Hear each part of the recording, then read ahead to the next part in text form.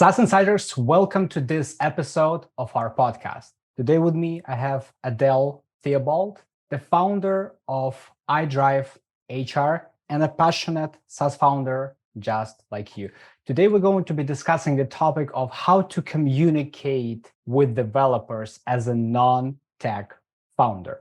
A lot of us are not coming from the engineering background, and Adele is the same. And today we're going to talk about how to make those people stop speaking JavaScript and start speaking English with us. With that said, Adele, welcome to the show. Thank you, Vlad. You're very welcome. I'm glad to be here. Maybe you could give a couple sentence introduction to you, to your background, so that SaaS Insiders could know you a bit better.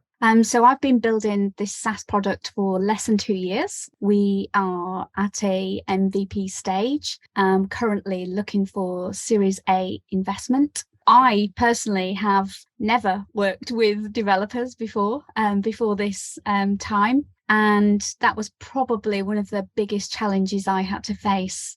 So before I started to build the product, I had a vision.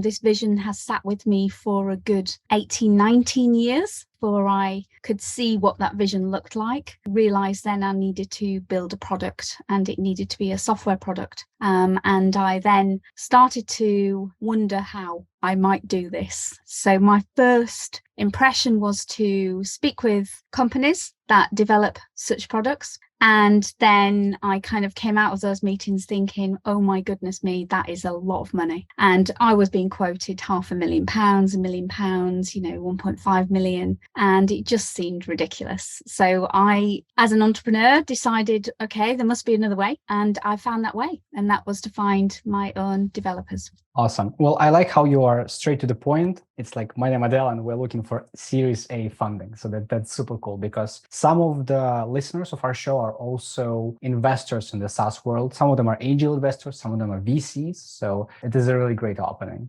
From your experience now that you're working for it for almost 2 years, if I got this correctly, how do developers differ from non-technical team members? I assume you work with other people, you managed other people. What are the main differences you find in the way you talk to them? There is a definite difference, So I would suggest that communication is absolutely fundamentally key to being able to have a developer translate what you mean and put that into a language, a coding language where they can build something. In the team that we have internally, that's not the kind of conversation that we have, because we tend to bounce off one another, the communication flows. There doesn't necessarily need to be any logic to the conversation, within the team. Obviously, we may be talking about how we're trying to get to a result to a certain point in time, but we can kind of go with the flows and ebbs of the conversation and reach that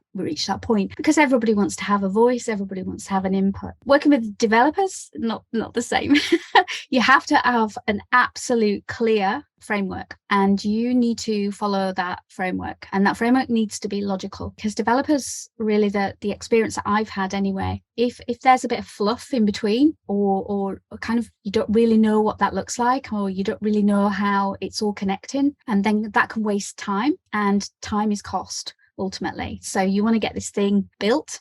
So what you have to do before you even approach and speak to developers is make sure you're clear in your mind what that looks like, and use tools to have those conversations. So with developers, I'll use more tools to clear that communication. Within my team, my customer support team, I don't need necessarily those tools. We can have conversations and reach the same end point. But a developer likes to see. A developer likes to be able to connect the dots very quickly, and to know that how they're actually going to code this for you. And they'll ask very pointed questions. It's so important to listen to developers. I find it all the time where if you have like a technical co-founder or like some kind of fractional CTO, then that's not a problem, because there's a person who understands you and does the hard translation part. But a lot of times people go to like freelancing platforms, for example, they just find some developer and then they just talk to them like, okay, I have this grand vision, and then just go, 7 years in advance. And then And then they're like, how come no one understands me? Like I'm pretty clear on what I want to achieve. Do you have any comments on that? Like what's wrong with this approach? Just going to individual developer who's like the actual one who's writing code and just like bombard them with like your grand vision for this business. Oh, Vlad, I made that mistake. Before I found the developer that has been with us for since I started, actually approached a development team, and I did exactly that.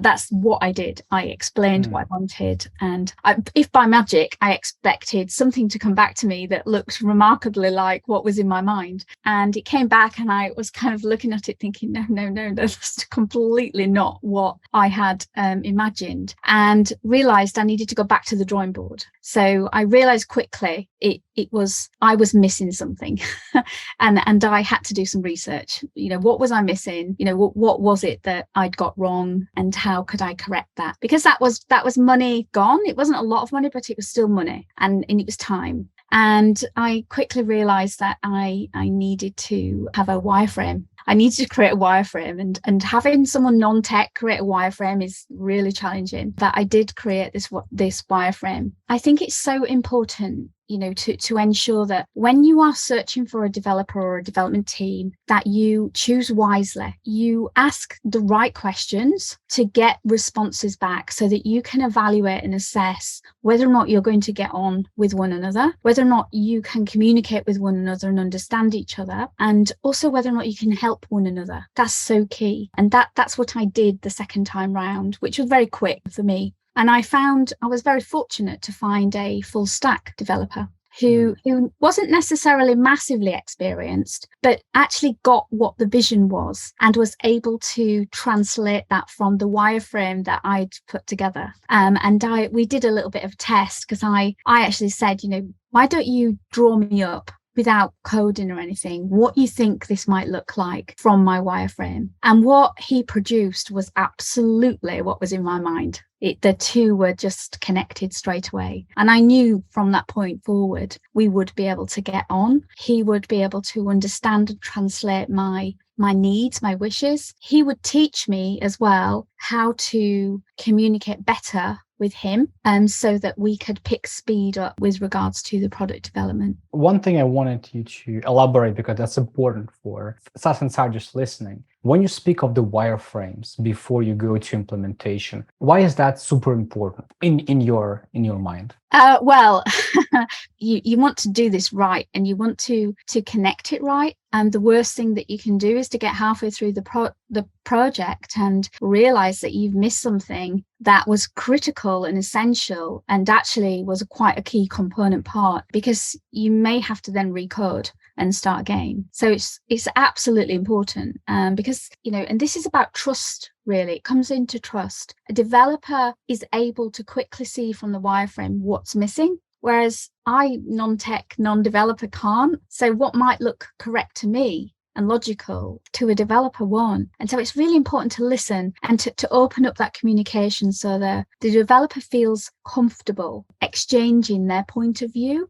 Because if they don't, a developer will just develop and code what you've asked them to. They will code what they see, and it can be too late then to correct it. You may run out of money, you may run out of time, and you just may run out of energy. I think what you said is so crucial for a lot of people to understand who start their own SaaS business, in a way that building a product is quite specific, really. So when it comes to drawing the wireframes, agreeing how the layout should work, what is the user experience, it starts with the idea, but idea is not material, right? When you put it on paper, it gets specific. I personally took it as a responsibility to me. Like when we work with some founders, when we help them build their SaaS products, we start with, let's get this whole thing on paper. Like before we start, let's create basically wireframes, user flows. Let's be on the same page. Let me know exactly how you want it. Like the moment I see what you see, that's called we're synced. The moment it's done, we can go. We know you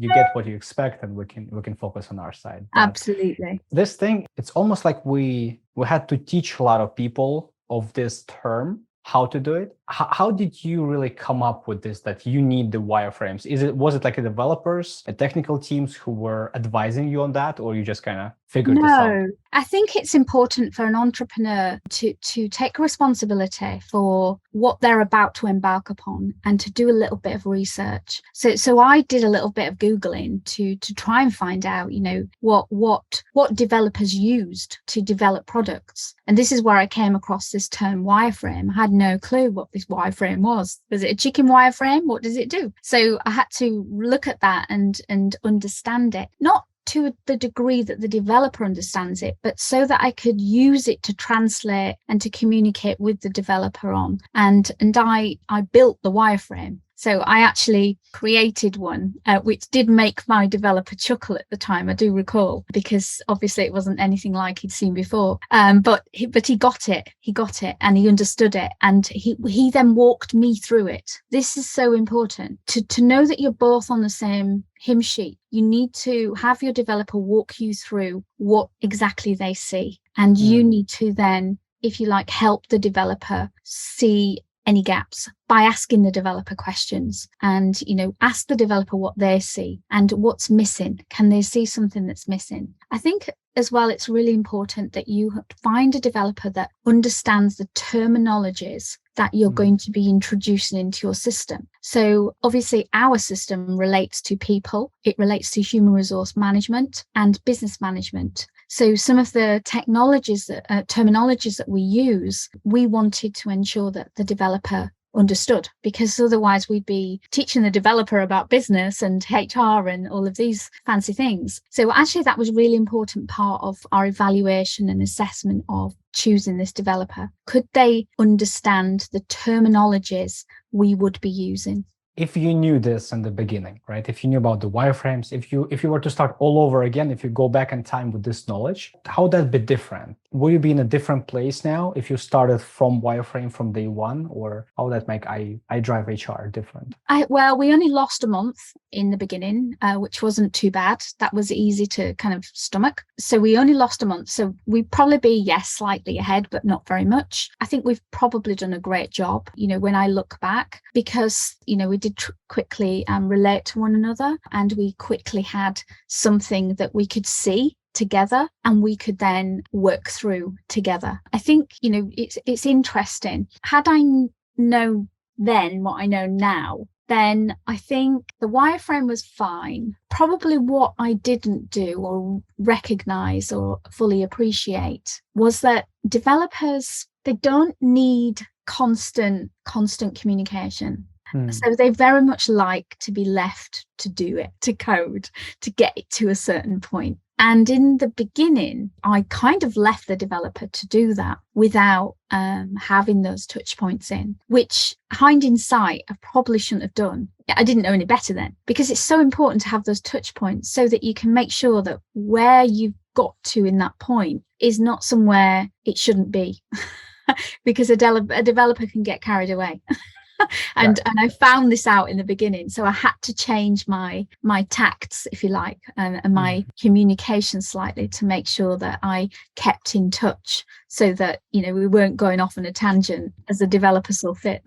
And what did you find to be the frequency that works? I assume it should be consistent, but I was speaking maybe once a month, once a week, daily. No. Yeah, daily. Yeah, we use a communication channel called Slack to speak with our developer who isn't here with us. We're not local to each other, and we also use a platform called Jira. So we use Jira to put on there what changes we want to make or what new features we want to include in the product. I didn't use Jira until a good 6 months into product development. I was simply using Slack. So that's probably also something I would change. I would use Jira much sooner than I introduced it.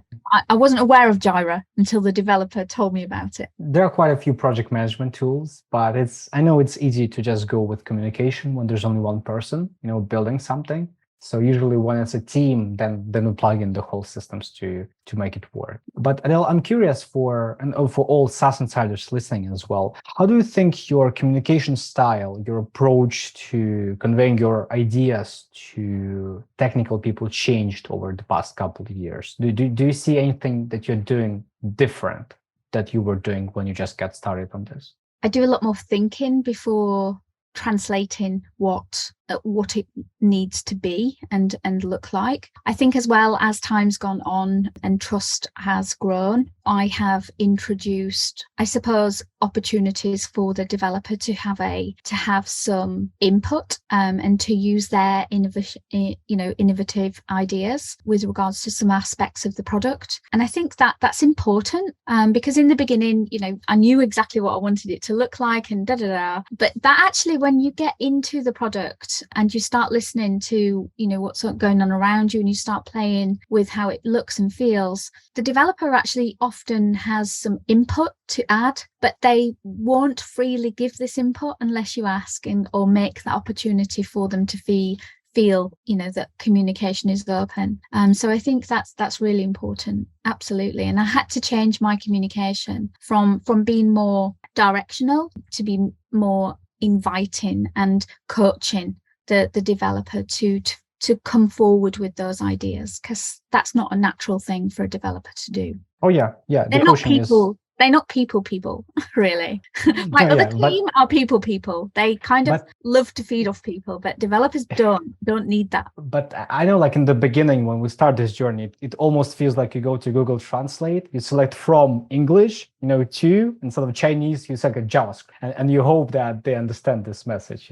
Now that you are much more used to that, especially when you said coaching someone, what would be the things that are different? Like what kind of advice you would give to yourself if you were to go back in time for a couple of years ago and say, like, this is what you need to change in the way you communicate? Well, I know the methods now that the developer uses. So one of the aspects that we missed, is dead easy to miss, is actually quality testing the code as it's being developed. So getting to points where you are able to quality test, because as that wastes time. So using language with the developer tells the developer to stop is important. So you need to establish those kind of milestones. So if this is the task and this is what's in Jira, be really clear with the developer what exactly the behaviors of what it is they're going to be doing is, so that they can look out for those. And then when you quality test, you're quality testing the behaviors. And certainly that wasn't in my lingo at the beginning.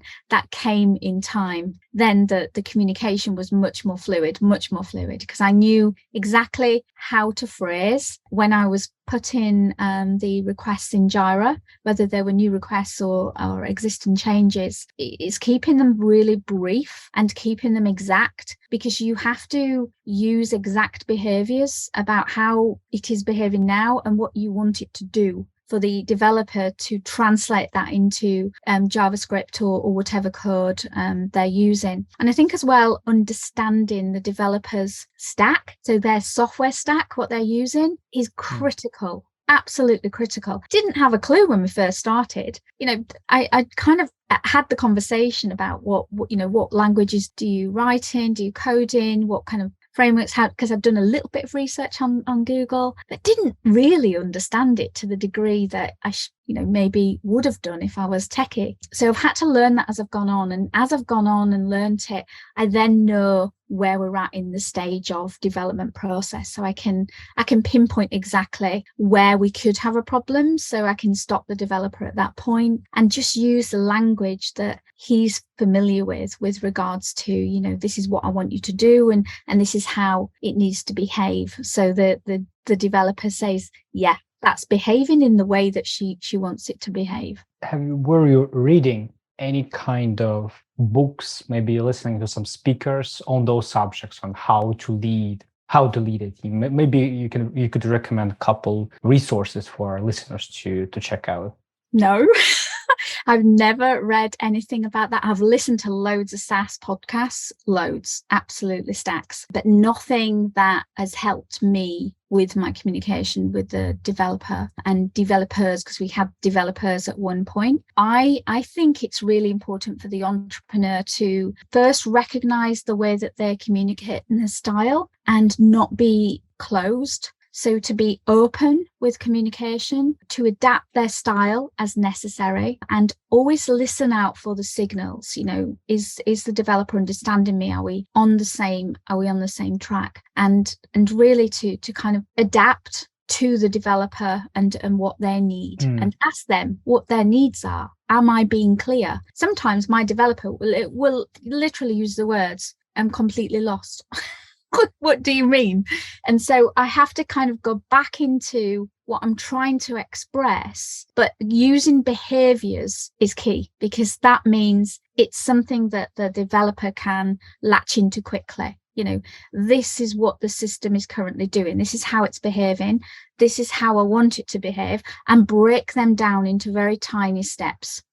One thing you've mentioned, and I want everyone here to pick up the golden nugget. When you say expressing terms using behaviors, could you elaborate a bit more on that, on what is exactly that we need to communicate to people, to technical people, to make them understand what needs to be done? Yeah, so this is just breaking it down into the behavior of the user, and also the behavior of the system when the user carries out that action. So if it's clicking a button, then explain what's happening. The user is doing this, and speaking from a user perspective, and this is how the system is behaving. This is what is happening after the user clicks this button. And if it's not behaving in the way you want it to behave, you have to almost break it down into small tiny steps to say, it did this, and this is how I need it to behave, and tell the developer exactly what that looks like in very plain English. It doesn't need to be complicated or anything,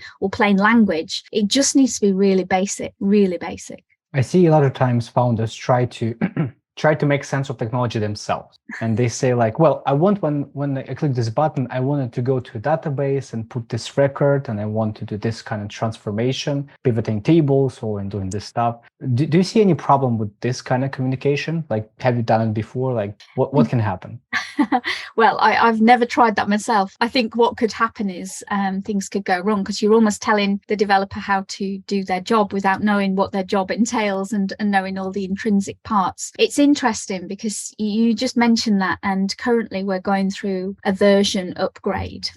So we're changing some of our UI UX in a part of the system. When we've taken a look at it, one of our customers had raised previously that they would like it to do this. And it was very easy for us to say, oh, the customer, who's techie, by the way, that's their chief technology officer, who was very explanatory in what they wanted the behavior to do and how the system to respond. And the developer could have just gone ahead and kind of done this, which would have been a disaster for us, because it would have opened up all kinds of problems and issues, and introduced issues into the system that we wouldn't be able to resolve later, because we wouldn't have known they were there. But we didn't. It would have been easy for us to do that, but we didn't. We kind of took a step back and said, no, let's take this away from the developer. This is not something we're doing now. Let's stick to what we're doing now. We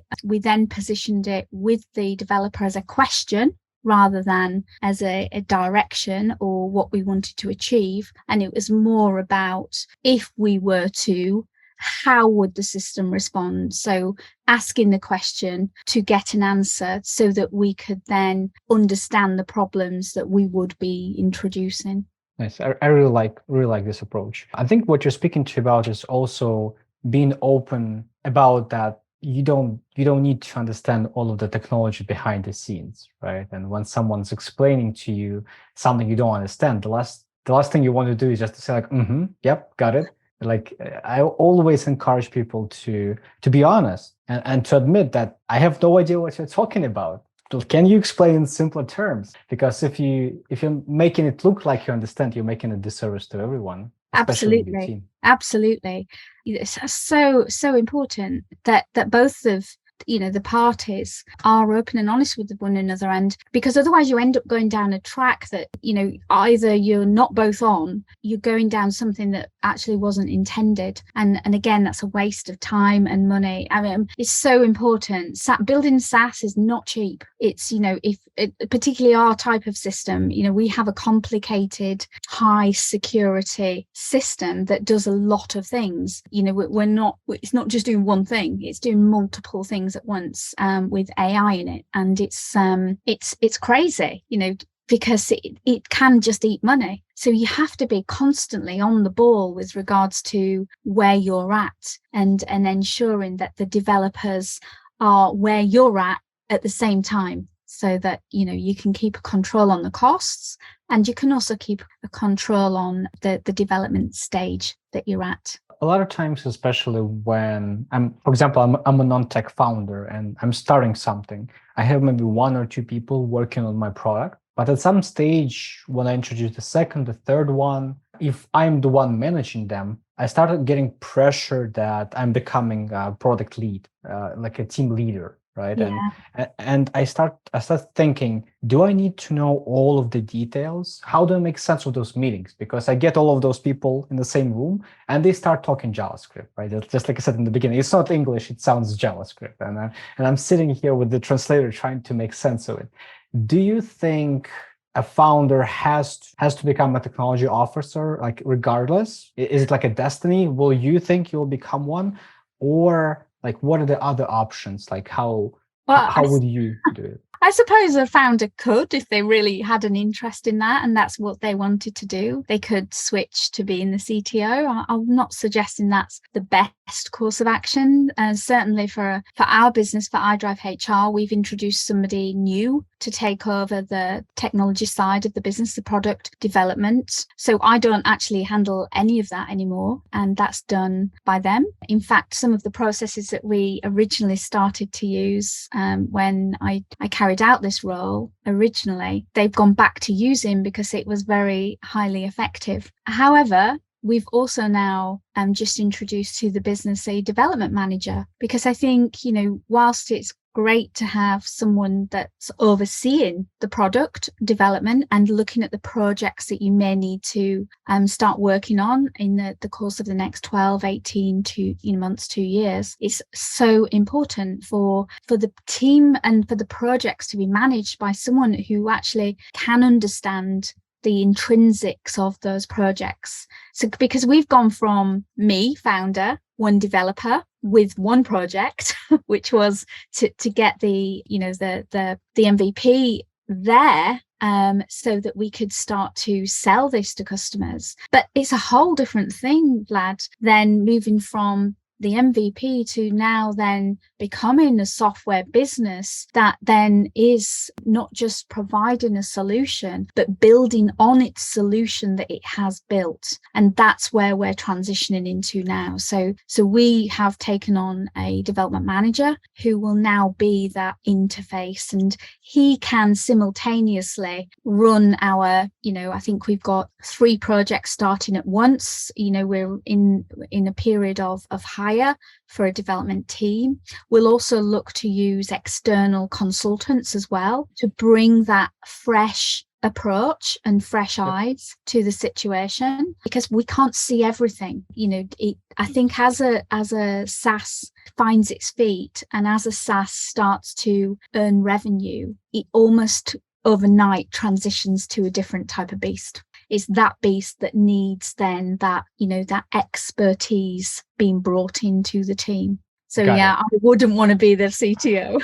That's not my forte. Yeah. Well, one thing you said, which I agree with, is when you start scaling, when you introduce more people into business, just like any business really, it's just SaaS is very technological, so it has to be even more specific. But in any business really, we always want systems in place, right? McDonald's wouldn't scale if it didn't have systems in place. But what they did allow them to have how many thousands of locations, and they can hire students and they still perform on it because it's so documented. They tell you how to assemble a burger. How to flip the patty. It's so detailed. And when you have systems like this, it just alleviates some of the human factor of the equation. So I think it's really important. it absolutely is. And just to kind of underline that, we brought this development manager on board. The first thing he said was, so where's the specification?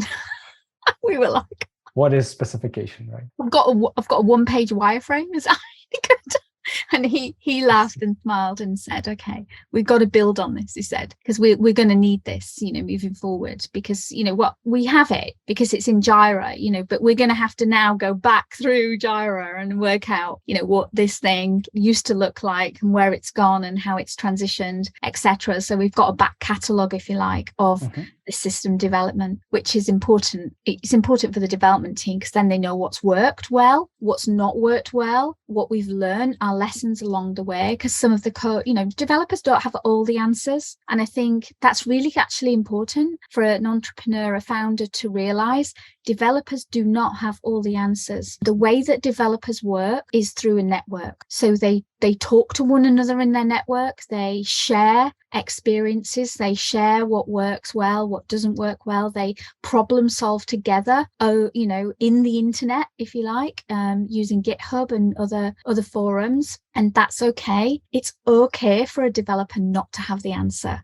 because actually the developers should go away and find the answer. And they love to do that. They love to learn new things and problem solve. I feel like you're at a very interesting stage of your business right now, with all the documentation needed to be preparing for the fundraising. What are the immediate needs for your business that you're looking help with? Because we're building this SaaS Insiders community. We all have different backgrounds. There are SaaS founders, VCs, experts joining us from all kinds of backgrounds, all kinds of skills, expertise, and we're always here to help each other. So we usually share what are the things that we're currently seeking help with, so that people could potentially connect and help us move forward. Are there any immediate needs on your side? I think, putting everything down into some kind of narrative is really important at this moment for us. And also probably drawing up some of the projects that we are going to be embarking upon, not just yet, because they're already drawn up now, but certainly the future ones. Because I think when you are a SaaS and you are moving at a fast pace, they'll get to a point when you start to move at a faster pace. And it's really important for the founder of the SaaS to recognize when that has happened. And it has happened for us. Because if you don't and you're not paying attention, the business will either fail because it runs faster than it can. Your developers will not be able to keep up with the speed of change that's required, and change will come. And I think every SaaS founder should recognize that, once you've built your system, it's not built, you're still building. And you'll probably be building for some time, because technology is changing really fast. It's changing overnight. And if you want your business to be a success, then you're going to have to tweak the edges, be agile and change it according to technology. So that's really important to recognize when that happens. And when that happens, seek help to bring everything together, to stay on track, and to keep those projects going, because those projects are development projects. They're probably going to be the biggest part of your wage bill or your costs. And it's really important to keep a track, like I say, of the money that you're spending on those projects, and also the time, so that you can stay ahead of your competition, and also to stay ahead of your sanity so that you don't lose and go mad.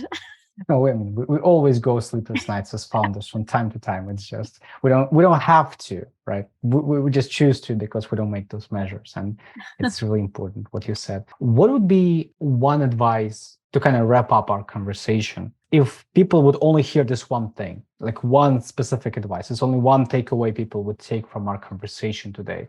What would be your advice on how do you manage your technical team? How do you communicate with them? What should I do as a SaaS founder? I'm just getting started. I'm getting my developers on board. What advice you could give to a person like this? I think have a framework that you all are clear on. And that framework needs to include tools. It needs to include a wireframe or some schematic that you can all understand, and that has everything included on it. And I think, it's really important to establish a routine in conversations. So we have a certain routine with our development so that we know, we always, without fail, will sign off at the end of the day. So we know where we're at the end of that day. And we always sign back in on the morning to agree what's happening that day, what we're going to focus on. Because then you can understand what the touch points need to be during that day, if there needs to be any.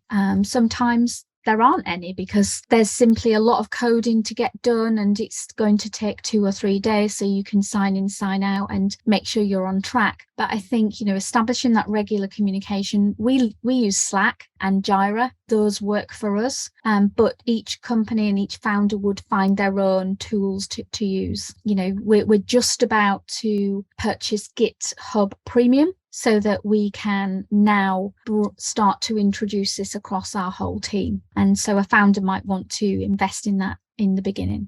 Awesome. To kind of summarize, I want to make sure that everyone gets it. We're speaking about when we get started, it's important to set the framework in the beginning. It's easy to keep it flexible. Let's just chat in some, communication messengers and just hope no one gets lost. Let's use Skype, but it's really important to set the foundation of how you will work with the team in the next 3 months, 6 months, 1 year, 2 years, 3 years. How would this work if there are 5 developers, 10 developers, a bunch of people? Will it still work? If you have this in the beginning, I think you'll be in a much better place. Would that be correct? I think that's a fair assessment. Absolutely. I think, it's interesting. It's been a really interesting journey for me, and you have to learn at speed. You have to be prepared to learn, be prepared to ask questions to learn, and also do a bit of research. Having a framework and building on that framework is critical. And having, we call the way that we work is agile. So we have Scrum meetings and,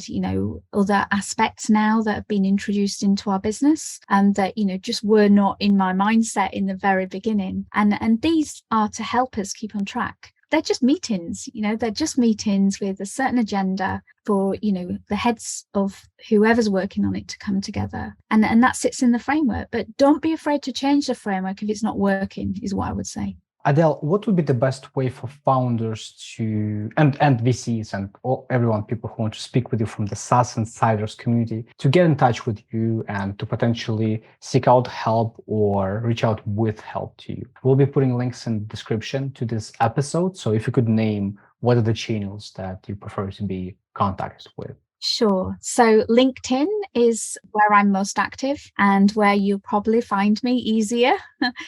So I have probably got one of those names that's not very commonly used across the world. So yeah, just look out for Adele Theobald, Theobald on LinkedIn. Please send me a message request and I will connect with you. Look forward to it. Awesome. What would be the last thoughts to kind of wrap up our talk today? Anything you would like to say? Well, you asked me a question, what if I was to rewind the clock back 5 years and I'd be my younger self? There is somebody out there that's thinking of doing this and they are a non-tech person. Do it. Just do it. I waited a little bit before I did it and found bravery to work out the how. If you don't know the how, seek some help to get there and you will work it out. But do it. Just do it is what I would say. Don't wait. Just crack on. Adele Theobald, everyone. Adele, I thank you for joining us today on this episode. You're welcome, Vlad. Thank you for inviting me. SaaS Insiders, we'll see you on the next episode of our show. Have a good one.